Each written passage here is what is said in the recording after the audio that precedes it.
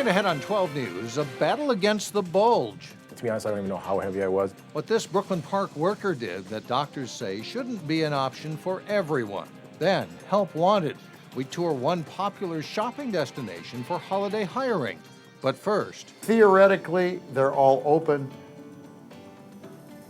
but they aren't. local veterans shut out by the government shutdown. 12 News starts right now. An honor flight to our nation's capital hits a few snags because of the partial government shutdown. Hello, everyone. I'm Mike Johnson. And I'm Alexandra Renslow. About 87 local World War II veterans made the trip to Washington, D.C., but it wasn't without a few obstacles. Here, we're at the airport. Fresh off his trip to Washington, D.C., 88-year-old Gene Roberts of Brooklyn Park has a table full of pictures of the monuments he did see. Marine Corps Memorial, Air Force Memorial. A World War II veteran who served in the South Pacific, Gene joined nearly 90 other veterans for an honor flight to Washington designed to recognize their service with a visit to the World War II Memorial. Every one of these columns has the name of a state or territory on it. Seeing that memorial and the dozens of well-wishers who greeted the veterans brings the old emotions of their service to the surface. Just a great feeling, overcoming at some times, but it was nice. Yet the trip was different from past honor flights because of the government shutdown. We didn't get to see the Korean Memorial or the Vietnam Wall. Theoretically, they're all open, but they aren't. Vietnam veteran Jerry Kaiser has organized 10 honor flights since 2008. The time is short for these men. Kaiser says he's disappointed by this latest trip because the government shutdown created obstacles and barriers that made it difficult for the elderly veterans to see everything. The objective is to have full access to all these memorials. Today the guns are silent. A great tragedy has ended. Reading General MacArthur's quote on the World War II Memorial was therapeutic for Gene Roberts. If you've got anything bugging you from World War II, this trip is a place to get rid of it. Perhaps he could have seen more on this trip, but you get the sense he's seen enough. Since 2005, more than 100,000 veterans from across the country have made the trip to the World War II Memorial through the Honor Flight Network. Calling it the greatest possible job serving the community where he lived, Brooklyn Park Police Chief Michael Davis will soon be leaving for a new job. This week, Brooklyn Park City Council members took time to honor their chief. Brooklyn Park City Council declared Friday, October 18th, Michael Davis Day. Davis has been the Brooklyn Park Police Chief since 2008. He's leaving to become the Director of Public Safety at Northeastern University in Boston. There's never been a day in the past 5+ years where I did not enjoy coming to work. And I think in our professional lives, the only thing we can hope for is to work with great people and have an opportunity to do something special. And I think we accomplished that. Mayor Jeff Lundy says Chief Davis has left an imprint on the city's police department that fellow officers have bought into. Davis is credited with developing strategies that have helped reduce violent crime to the city's lowest level in 21 years. Retailers are currently preparing for the busiest shopping time of the year. Holiday spending is expected to rise this year, but will holiday hiring go up? Target says it plans to add 70,000 seasonal workers. That's a 20% decrease from last year. Walmart plans to add 55,000 workers, a 10% increase, and Macy's plans to add 83,000 temporary jobs. That's the most of any retailer. So what's the story locally? Reporter Sonia Goins visited several stores to gauge the hiring mood. If you're looking for a job for the holidays, the Shops at Arbor Lakes is a place to be. There are plenty of stores that are hiring. The Shops at Arbor Lakes is overflowing with job opportunities for the holidays. Help Wanted signs are up at the Gap, Yankee Candle, and Pottery Barn. Very good. The folks at Good Things are looking for a few good people too. We're looking for about 2 free people part-time, so about 16 to 20 hours a week. If hired, you have to do a little bit of everything. We're looking for some people to come and demo product and greet people and basically walk the floor and help people choose their gifts. You can't miss the Help Wanted signs up at Kirkland's. They're plastered on the front door. Did you see our little pumpkin buddies that are in the front? They need at least 6 people for the holidays. Anyone who gets hired does everything. So they're going to do the sales, they're going to do the cashier, they're going to set the merchandise, they're going to do it all. Hang it up if you're looking for a seasonal job at Juniper. They've already hired all the people they need.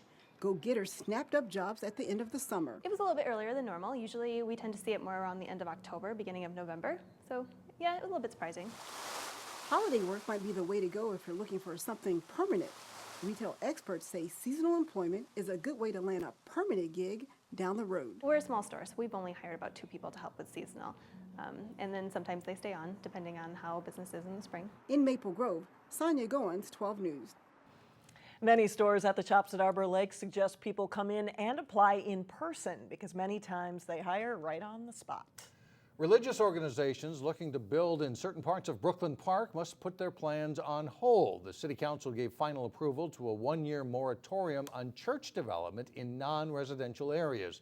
The issue came up when a religious institution inquired about building on a large piece of vacant land along Highway 610 and Zane Avenue. City officials wondered if that's the best fit for land currently designated for business development. The council vote establishes a task force to come up with new policies to guide future land development. More and more people are riding bikes, and Hennepin County says it's time to revamp its bicycle plan. County officials want to hear from bike riders and motorists about what works and what doesn't. The first bike plan was created 16 years ago. Officials say it is time for a major update. They're looking for input on future bikeways. For example, do you prefer bike lanes on roads or bike trails? And what barriers are there to riding a bike more often? Hennepin County has an online survey, or you can provide input in person at several meetings. You can find all of that information on the Hennepin County website. Still ahead, it's been called the miracle weight loss that really isn't. Well, next in Health Check, the good and bad of gastric bypass surgery. And then later in sports, Breck's girls serve for a spot in the state Class A tennis tournament. But first, it's a look at your AccuWeather forecast.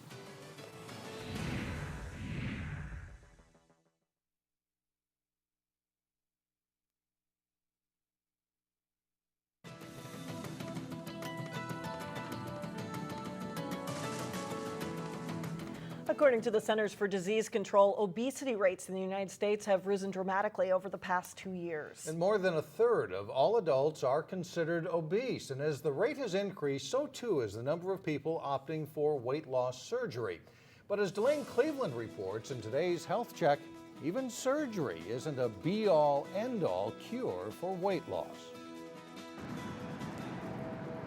During the week, Rob Portinga spends his days at this military surplus store in Brooklyn Park. But fast forward to the weekend,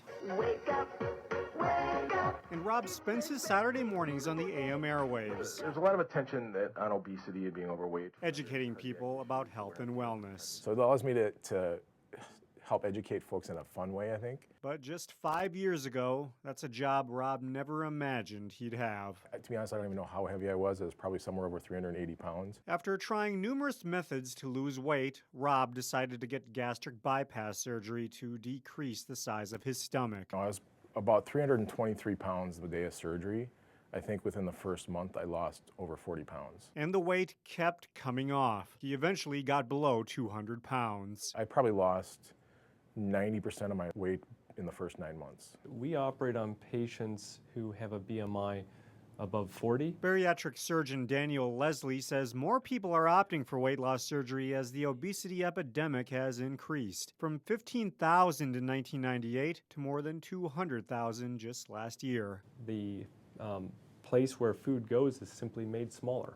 And so when patients eat a small amount of food, hunger goes away. However, both Dr. Leslie and Rob say surgery isn't an obesity cure. The thing the surgery does for me at this point in my life is it helps control how much food I can eat at any given moment. but it doesn't make the decision for me as far as what to put in my mouth. That's where good choices come in, and Rob has made it his mission to provide support to other weight loss surgery patients, especially men, to help them keep off that weight. And sometimes it can just be a matter of finding somebody that can help you along that path. For Health Check, Delane Cleveland, 12 News. Rob will share his story this weekend at the Crown Plaza Hotel in Plymouth at an event called The Weight Loss Journey. The program is aimed at supporting weight loss surgery patients through diet and lifestyle changes.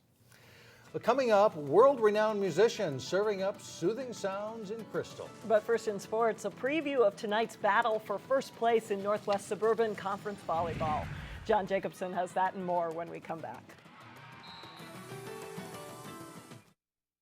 Whenever you have two undefeated teams coming together, something is going to change by the end of the night. This is even true in volleyball, right? That's right. There are not going to be any ties tonight. Somebody's going to come out and be in first place.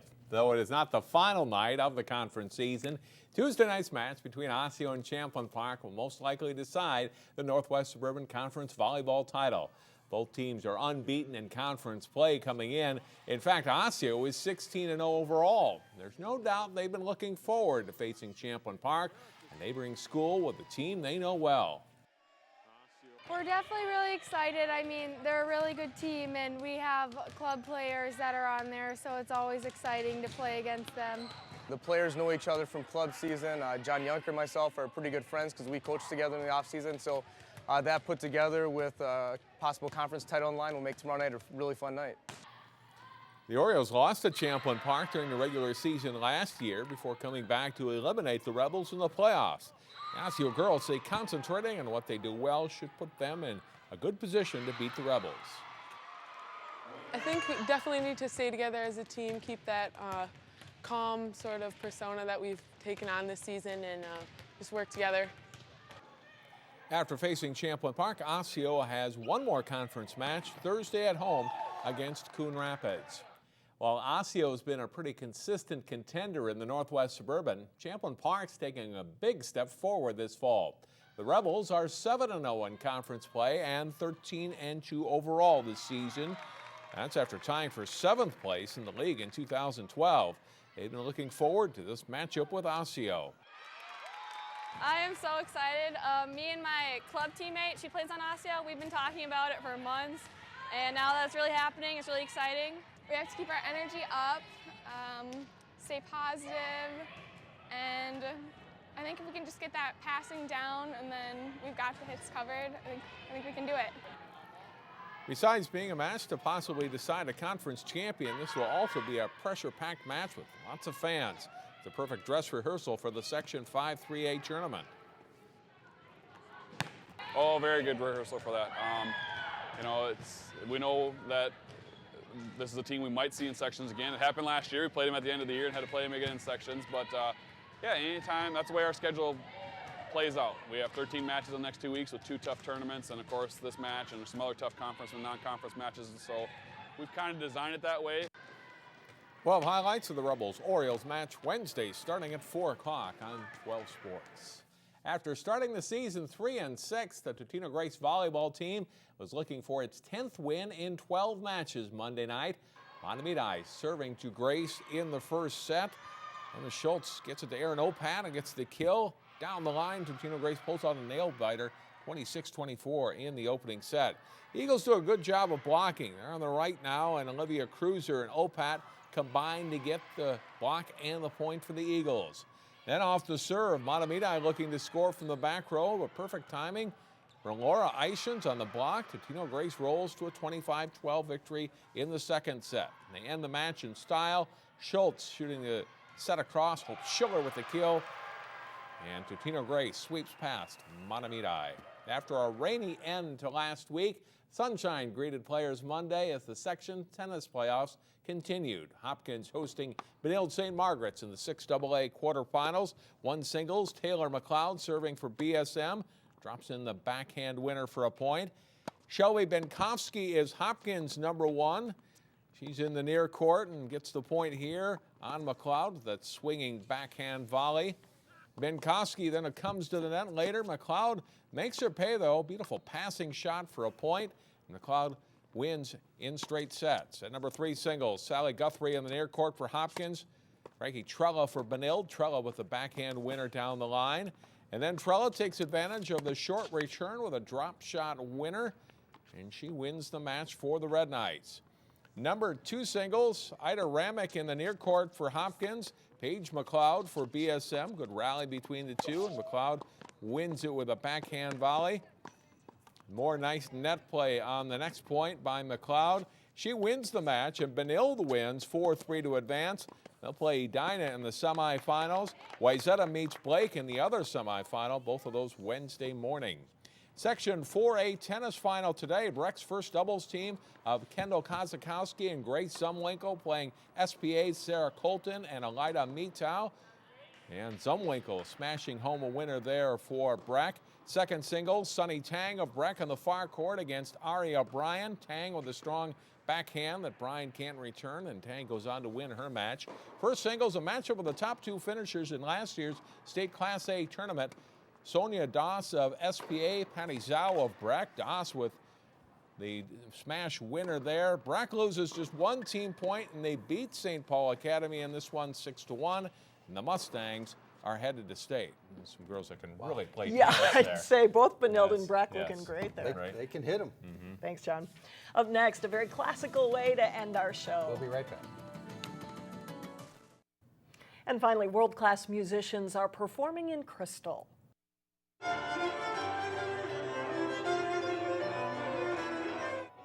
And that's Eric Genuis on the keyboard at a preview concert today. He'll be joined by other soloists in a fundraising concert for the school at St. Raphael's Catholic Church. Genuis says the money will be used to help train teachers of students with special needs. He says students with special needs and those without benefit from each other. I see this in my own home. My youngest daughter has Down syndrome.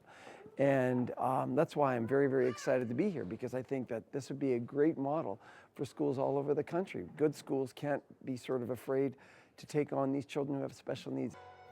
The concerts at St. Raphael's are Wednesday at 2 and 7 p.m. Tickets are $18 for adults. And those guys can really play. They can play. Yep. That's it for now. Thanks for joining us, everyone. And as we say goodbye, here's a little more, a little sample of the music of Eric Genuis at St. Raphael's in Crystal. We'll see you back here tomorrow.